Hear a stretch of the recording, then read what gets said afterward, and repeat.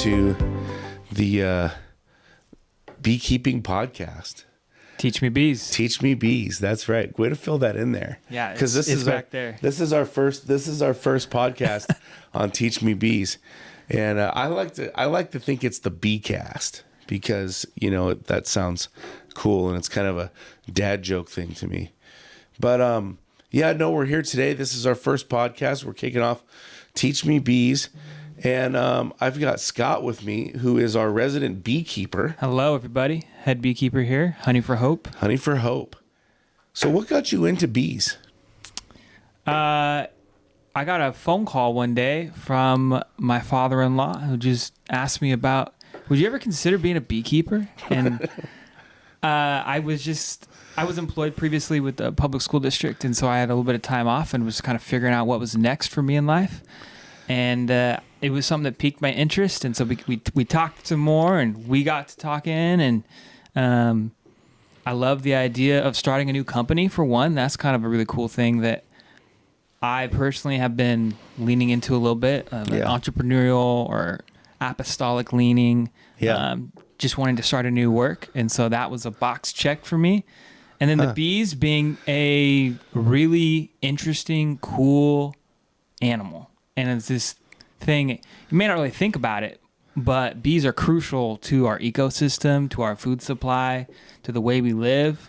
And so from there, I was like, all right, let's start learning about bees. Let's jump in, watch a lot of YouTube, reading Beekeeper's Bible, Beekeeping for Dummies. We're jumping in.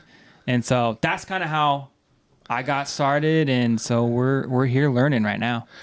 I love bees. And I don't know how I became to love bees, but I don't know. I love bees. And I learned that Dave Lundquist, Pastor Dave, your father-in-law. Yep. We'll have him on here one time. We'll have him on here just multiple once, times. though. You don't want to have him on here more than once. He can get a little carried away. I'm just kidding if you're watching this, Dave. No, but seriously, he told me that he was a backyard beekeeper. Mm-hmm. And I was like, oh, man, that's really interesting. And, something just, I don't know, something in my spirit, something in my soul said, bees are cool. Bees are cool. And I kind of was like, I want to do a bee farm. And I was like, well, here's the truth of the story is that I bought this piece of property out in Snohomish. And my business is here, but my business won't be here forever. Yeah. And, I've been praying, God, what am I going to do with this property? What am I going to do with this property? What's going to happen? What am I going to do with the acreage? God, give me something to do with the acreage. God, give me something to do with the acreage. And it's really been on my mind, as to what was going to happen. And then Dave kind of clicked off and he was like, I'm a beekeeper. And I was like, bees. And I was like, wow, that's amazing. And I was like, before I even really knew what bees did or, I knew what bees did, but, before I really understood the potential, it was like, yeah, this is what we're going to do with the fields. Mm. We're going to fill them with bees. And so, it was like this dream, and then we got 3 beehives. Yep. What still rattles me a little bit is when you take the lid off the beehive, and they're buzzing around your ear. Even though you've got the bee suit on, the buzzing around your ear still freaks me out, man. Yeah, yeah. Yeah, it takes a while to get used to. I'm not used to it yet either. It still freaks you out a little bit? Yeah, there's a little bit of stress that peaks, a little anxiety. But I have to remind myself, and this is good for you, good for everybody else, that they're flying. That doesn't mean they're upset because you hear them, right? Right. And I think the instinct is to think, well, when I hear them buzzing around, then they're upset with me. They want to attack me. And that's not true. My instinct is to swat. But what I've learned about bees, at least our bees, because bees in Texas, there can be killer bees. Yeah, that's different. That produce honey. There's dangerous bees that produce honey. Those bees aren't here in Washington. Our bees are from Italy and Saskatchewan. Yeah. And so our bees are very friendly and very gentle. Yeah. Texas does everything different. Texas does everything different. But Texas also has friendly bees too. Yeah, they do. Because I've been following this gal on Instagram who has saved the bees. And she's cool. And she goes and investigates a hive. And then she identifies that the bees are safe. Okay. And she's, been called out, saved bees out of a suitcase, saved bees out of a trash can, saved bees out of a floor. All of these random weird places where she goes in and, rescues the hive, finds the queen, takes the comb, straps it into the, the frames, and then, puts it into the box. She's down there in Texas. Yeah. But she's identifying whether the bees are friendly or not. And our bees are very friendly. But it takes a moment to really feel comfortable letting bees swarm all around you. It does. It's not natural. It's not normal. It's not natural. There's nothing exciting about this. I don't wake up and think, I can't wait to be swarmed by bees today. No. That's where anxiety peaks a little bit for me. Just Me too. I'm going to be honest. And now I've been watching a lot of YouTube videos because we're I'm a rookie. I'm just going to say I'm a rookie in the bee business. So that's why Teach Me Bees isn't necessarily us always teaching you about bees. It's being taught about bees because you get to learn with us. And sharing our experience. Yep. Where we've been through. And so we're having a lot of fun with it. And, it's going to be a wild ride. This bee thing is kind of crazy. So we've got something to fill the fields with. We've got something that's good for the environment. Yep. We've got something that'll, God willing, make a little bit of money. We've got something that we're having fun with. We want to donate the profits to charitable organizations. And we're on the bee journey, man. And what I learned, one of the things that I learned about bees was I've actually learned some things about bees along the bee journey. And I've seen backyard beekeepers because I joined like 50 Facebook groups about bees. And I've seen some bee people who have bee boxes who are backyard beekeepers asking questions. And I'm like, I know the answer to that question. And I'm like, boom, I throw that in there. But one of the things I learned is that bees like the color white. They don't like the color black. They relate it to a bear. Okay. Being attacked by a bear. So when they see dark colors, black, brown, dark blue, whatever, they want to attack it instinctively because they feel like that is a predator. It's a threat. Taking their honey. So bees are not threatened by the color white, which is why the beekeeping suits Bee suits are all white. are white. Now, on my journeys in beekeeping, what I found was, and I don't know if you've been watching lots of crazy videos like I have, but I've been watching these like hornet and wasp exterminators. Those are different. Those guys are yes, those are different. Those are different. Let's make the distinction early. Yes, Wasps, hornets, bees, very different. Now, I have a feeling that the wasps and hornets that they are killing are in other countries because the people are clearly not speaking English. Okay. So I'm like, Well, disclaimer, it's not here. What's that detective show, Carmen Sandiego? Do you remember that? Where in the world is Carmen Sandiego? No. Ralph, do you remember Carmen Sandiego? Yes, I do. Where in the world is Carmen Sandiego? That's right. It used to be a game on the computer, and you'd get these clues, and you'd have to go find it. It's back when we had, This is older than I am. Yes, this is older than you are. We had floppy disks. Do you remember the floppy disks, Ralph? Yes, we did. I do remember floppy disks. They're not the hard ones that you used to put in the computer. They're like they're like the big ones they're actually floppy. Floppy. Am I calling them the right thing? Floppy disk, yeah. Yeah. So we would plug this game in, and then we'd sit up in my parents' bedroom, and we'd play Where in the World is Carmen Sandiego? And so that was a lot of fun. And so I'm watching these videos, and I'm playing Carmen Sandiego with Where is the Beekeeper? Where is the Bee Killer? But here's what I learned about these bees. These bees are about, if you can see they're about that big. Wow. Okay? Are these bees or wasps? These are wasps. Okay. Thank you for the clarification. These are mean. Do you see how big that is? They're about that big, maybe larger.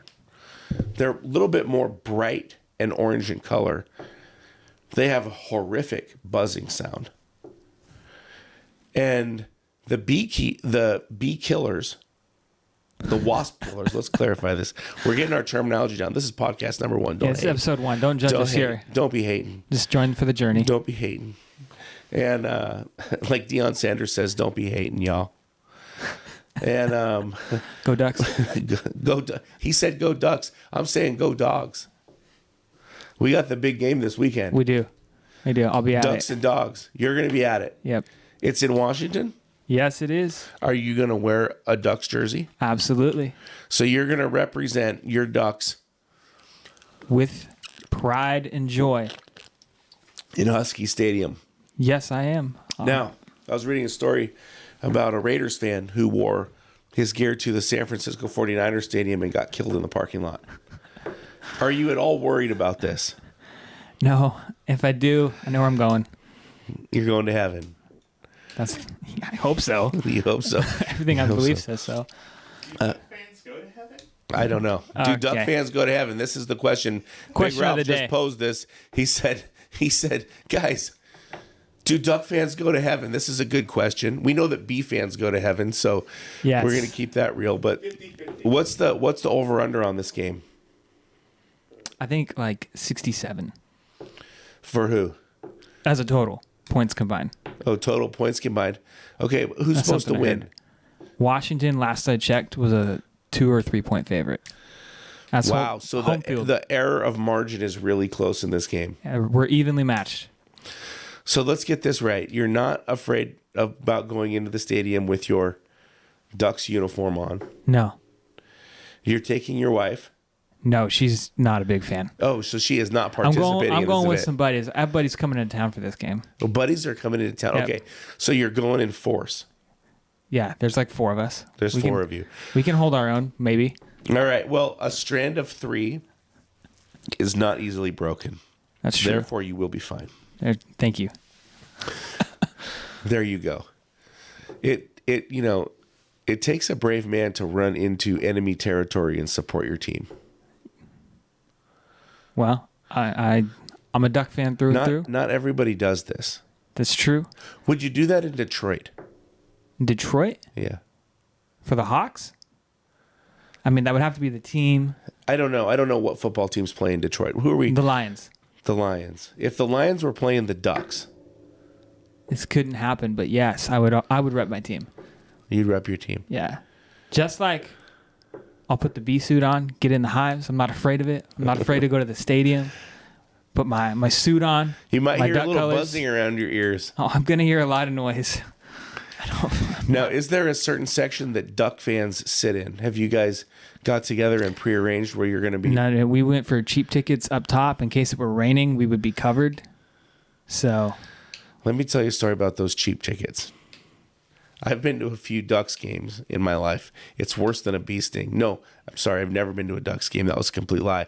I've only been to University of Washington Husky games, dog games, and DAWG games. And I've sat in those seats where you're going to be sitting. And I'm going to be telling you that when you're sitting in the bleachers, it is worse than a bee sting.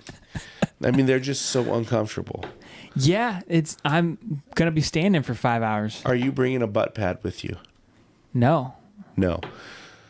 This is something I highly recommend to anybody sitting in the bleachers is bring a butt pad. They're soft, they're comfortable, they ease the pain. It's a good Very, idea. very, very nice. Good idea. Very nice addition. Now, you're going to be standing the whole time. Now, if your team gets blown out, are you going to be standing or sitting? We'll see what happens, man. I can't predict that. You can't predict exactly what's going to happen. But what you're hoping is that the Ducks win. Okay, big rivalry game. That that we got sidetracked a little Thanks bit. for coming with us on that tangent. We might get sidetracked a little bit here every once in a while. But back to the story at hand. We are talking about Carmen Sandiego. We're talking about killer wasps in unknown countries, and the bee suits that these guys are wearing. They have to be thicker. They are thicker.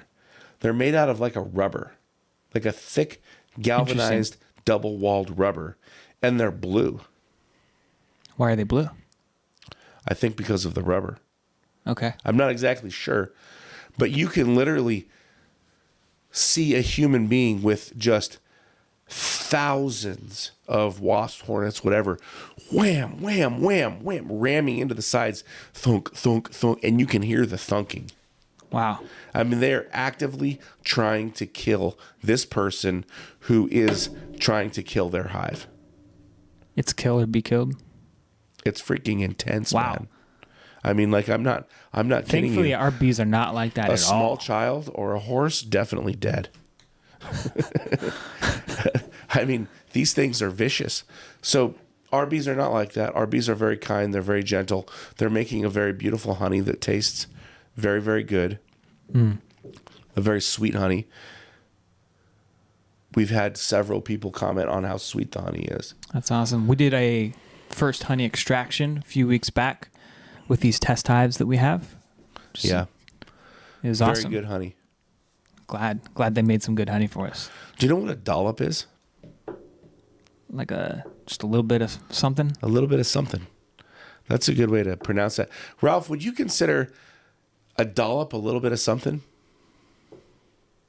It depends on what it is. Like a dollop could be a scoop of like you have a bowl Like- of ice cream.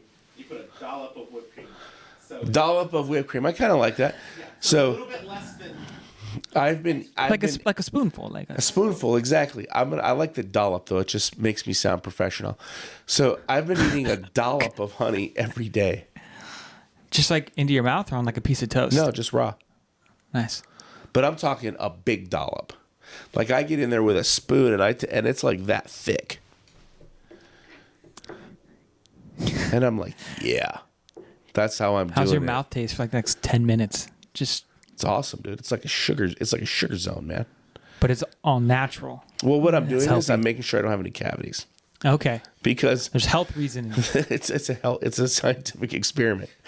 Because what I'm doing is I'm testing the sugar content in my mouth to ensure that there's no aches or pains in my teeth. If I feel aches or pains in my teeth, I'm going to the dentist.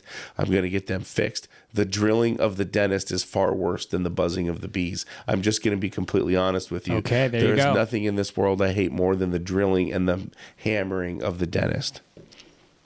We have covered a wide range of topics this We have. morning. I mean, This episode's gone a lot of places. This show is off the hook right now. This show is off the hook. We're having a good time. So, beekeeping is a pretty awesome thing. Yeah. And bees really do make the world a better place because they pollinate. And that's really, really important. Like you said at the beginning, we do not survive if our bees are not out there pollinating and, doing their thing. So I've heard that up to 70% of our food is pollinated by bees. So 70% without of them, our food is pollinated by bees. without That's them, a pretty good we number. We're in trouble. Yeah. We're in deep trouble. So, what does your wife think about you being a beekeeper?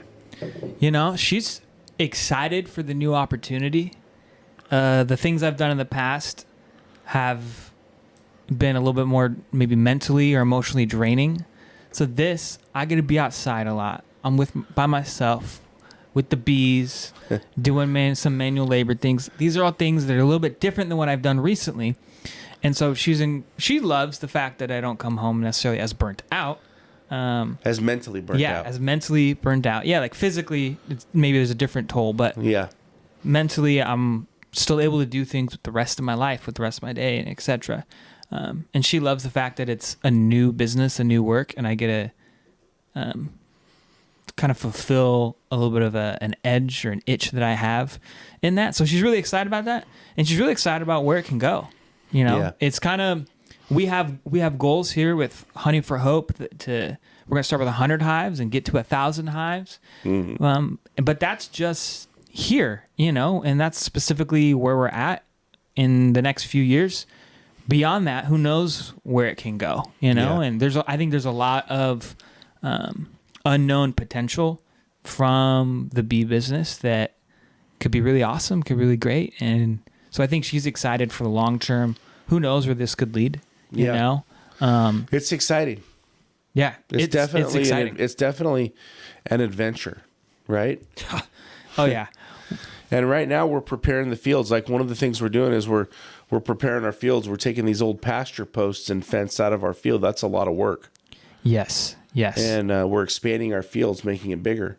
And we just treated our hives for mites, or we're treating our hives for Yeah, mites, that's happening.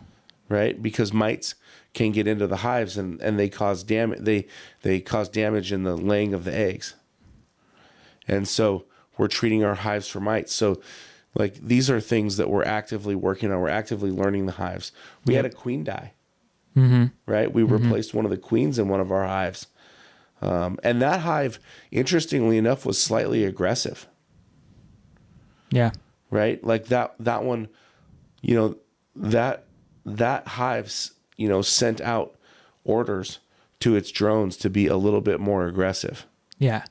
It's The like other it's like two a hives- captain that's lost its or a ship that's lost its captain. Yeah, it she kind of was doesn't know what not to a do. nice lady. Yeah. I don't know if we can call her a Karen, but I think that she may have been a Karen. Well, she's passed now, so you can probably call her whatever you want. We had a funeral for her. I'm just kidding. We'd have a funeral for her because the bees ate her. Probably. Did you know that bees are cannibals? I did not know that. I just completely made it up. So do not take that as a fact on the Beecast show. They will kill their queen though if they deem her too Unworthy. weak. Yeah. If she's not a good, strong enough queen, they will offer or create a new queen, and then they'll have a little queen battle to see who is the strongest. And the old one will probably lose. Queen Wars. Yeah. It could be a TV show. It could be a TV It could show. be a spin-off of what we're doing. Yeah, we could actually have that going on. That's a true story. We could have that. Create a little cage for the little, We could. little boxing. Absolutely. We could have some fun. I'm glad that Ralph's in the show because Ralph's a funny guy. We love having Ralph back there chiming in. It's good. This is like the Howard Stern show minus all of the Cussing. cussing We'll Nudity? keep it clean here. Yep. and We have values. G-rated in here. yeah, this is the G-rated Howard Stern show for bees. That's what we're talking about here. We're gonna get off Rebranding after topic. episode we're 1.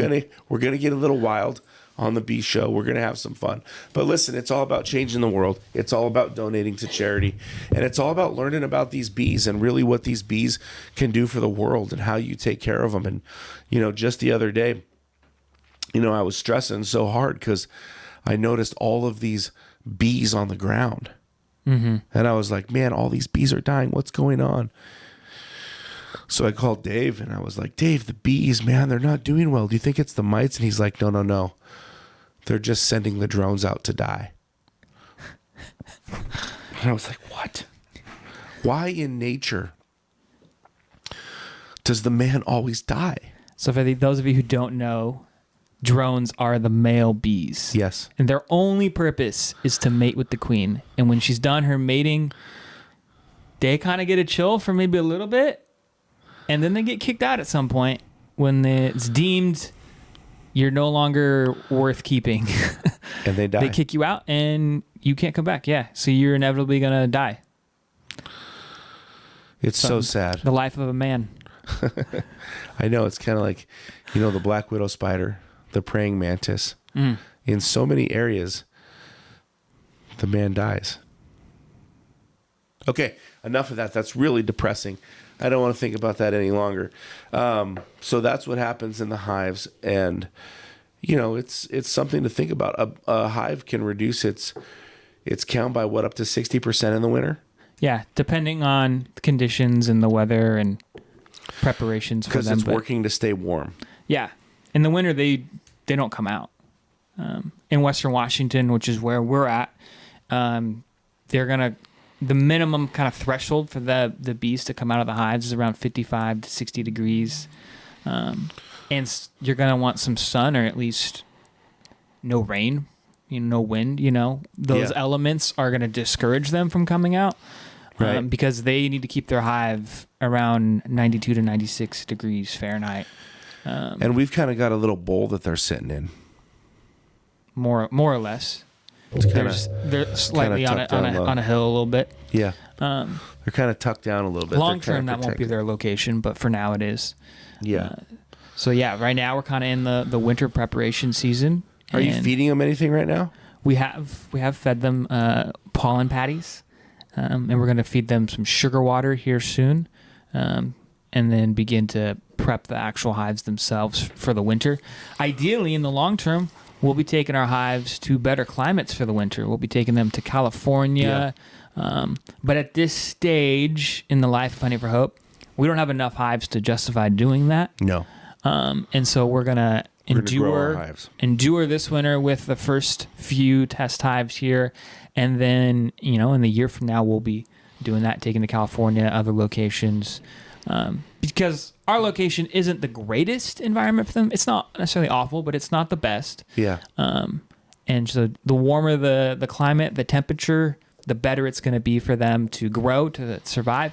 In the winter, you're going to lose maybe up to 60% of your hives. But if you take them to a warmer climate, you might lose 10%, 20%. And that's a big difference. At 100 hives or 200 hives, 500 hives, it really makes a difference. We got some good plans for the bees. Yes, we do. That's what we're saying. We got some good plans. We're going to take care of these bad boys. Well, girls, the boys die. Yes. So I'm going to take extra good care of the boys. I'm going to give them an extra pollen patty. I'm going to say, here you go, little players. Now that go out with a bang. Now that you've done your job, now that you've made little baby bees, now you get to die. Harvester of sorrow. That's who we are right now. No, I'm just kidding. Listen, the bees are really exciting. So that's what we've got here. Listen, follow us online. Follow us on LinkedIn. Follow us on Facebook. Follow us on Instagram. Twitter, TikTok. We're getting our social media pages going here. We're bringing honey to all of the social media platforms. Yep. That's what we're doing. For Hope. Honey for Hope. That's the number business. 4. And listen, if you want to get on our list, right? If you want to get on our honey list, check out our website. Can we throw our website up on the screen, Ralph? Is that possible? Can we do that? Oh, it's right behind you. Honeyforhope.org. Honeyforhope.org. Check us out. Give us a check out. And look at that little bee logo. I want to let you know that I put the final touches on that logo by adding the smiley face. You want a happy bee. I want a happy bee. That's right. That was my touch. I could have just left it as it is, but I gotta just put my little signature move on it. That's right. So Donald did a good job putting that together, and but I added my little flair to it. Yeah. My little kick out. So stay tuned for more from Teach Me Bees. Follow Honey for Hope. And we're gonna keep you updated on what happened with this Oregon Ducks. Washington Huskies game on this. Yes. Not sure should we make a bet on this game? What do you want to bet? I'm confident in my team. Okay. How about we bet lunch? I can take that. Yeah.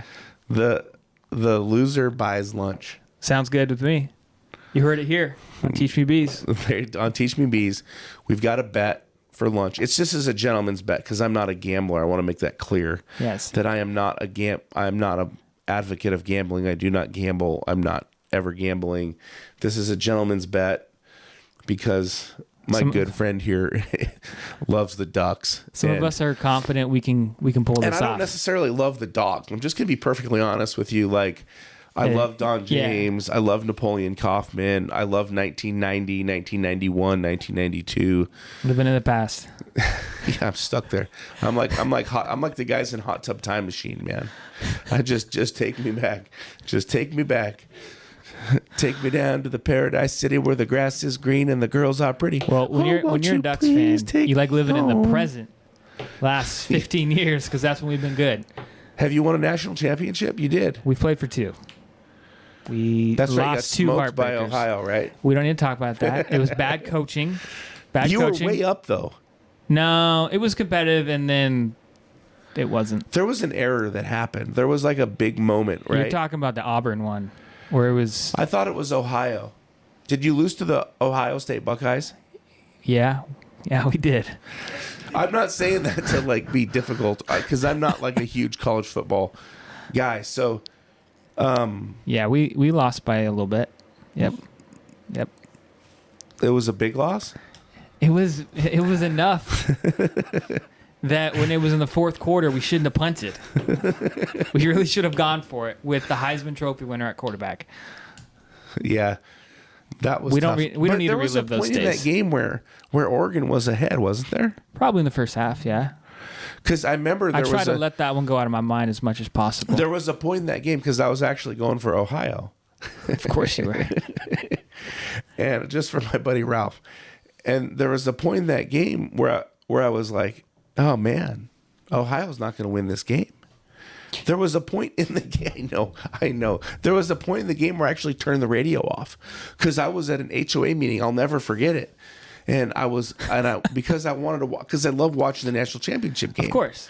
And I was meeting with Emerald Crest Homeowners Association, and I was like, who schedules a freaking HOA meeting on the night of the national championship? Non-football fans, that's Yeah, it. like non-Americans, basically. You know what I mean? Like, how do you do this? The wrong football for them. I'm pushing to get this game. I'm listening to the game. The Ducks are up. I'm disappointed. I turn the radio off. I go to the meeting. I come out. I catch the end of the game, and Ohio is winning. And I'm like, yes, that was awesome. But I missed. I missed the game. So Well, they've played for 2 national championships, and they've come up short. We have. But this could be our year. We'll get through the Huskies. This could be our year. All right. Thanks for joining us here. Yeah, thanks for joining us. Follow us, Honey for Hope. We're going to have a lot of fun. As you can tell, we're just going to have some fun. We're going to talk about football. We're going to talk about bees. We're going to talk mostly about bees and a little bit of football. It'll be fun to talk about football to see if the Ducks lose. We'll follow up with the next episode of what happens. Yeah, we want to bring some guests on too. Yeah, we're going to be have some guests. maybe more experienced in the bee industry in We're gonna bring various some beekeepers. capacities, backyard beekeepers, commercial beekeepers, etc. We want to bring people on here and educate you guys as well as ourselves. And stay tuned for more episodes coming. Teach Me Bees. I'm Dave Wescott. Follow me on LinkedIn. Follow me on Facebook. Give us a like. Give us a share if you like this podcast and you had a good time. We'll see you later. Thank you guys.